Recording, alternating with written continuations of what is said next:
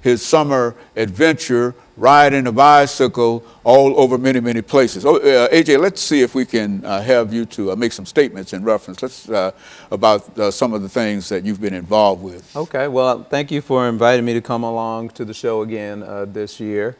As a school teacher, we have the summers off, so I spend most of my summers enjoying, the free time and not having to educate, but I also like to do a lot of bicycling. I call myself an endurance cyclist, and in cycling, I like to go out and, do lots of miles. Where a typical person on a Sunday evening may go and do 5 to 10 miles, I want to go do 80 or 90 miles. So I found myself in the situation where I'm looking for bigger and bigger adventures to participate in. Okay, and so I think that what we'll do, we'll look at some of those, some of your activities in reference to one of the groups that I do participate with is the Fuller Center Bike Adventure. And I think the video is explaining what the Fuller Center is all about, why they have the bike adventure, and it'll kind of let you know one of the things I was involved in. Okay, they're going to run that now. My name is Ryan Eifield. 9 years ago, God led me to come join the Fuller Center for Housing as a volunteer straight out of college. I didn't know exactly what I was going to do there, but I had the charge given by Millard Fuller, the founder of the organization. He asked me to try to help get the next generation involved. So we had some ideas and we tried working on various things. And then at one point I made a suggestion to him on a single sheet of paper and showed it to him, had at the top Fuller Center Bicycle Adventure. And he looked at it, read through the proposal, and said, my favorite word on this sheet of paper is the word annual.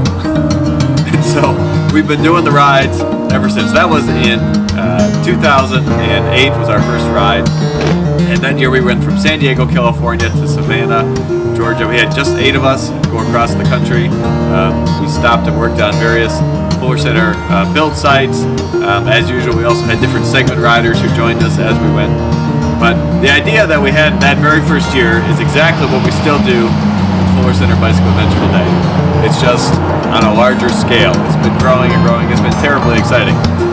So today we have about 35 riders who are crossing the country. It's actually so many we had to break into 2 rides. So we have 35 going the whole way and about another 60 who are doing 3 weeks or 5 weeks or 1 week, different segments along the way, break it up into week-long segments, just to give everyone an opportunity to join.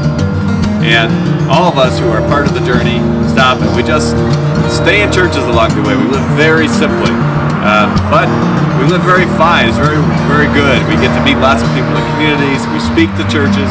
We get opportunities to share about what we're doing, why we're doing it.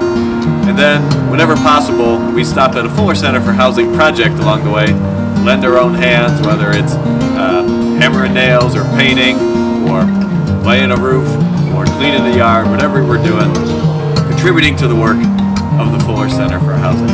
And so today, it's a tremendous opportunity for people to get involved with the work that we do.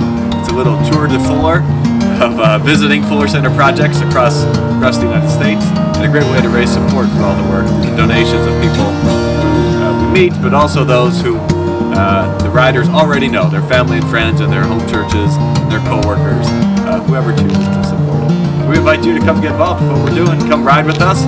As we say, ride a bike.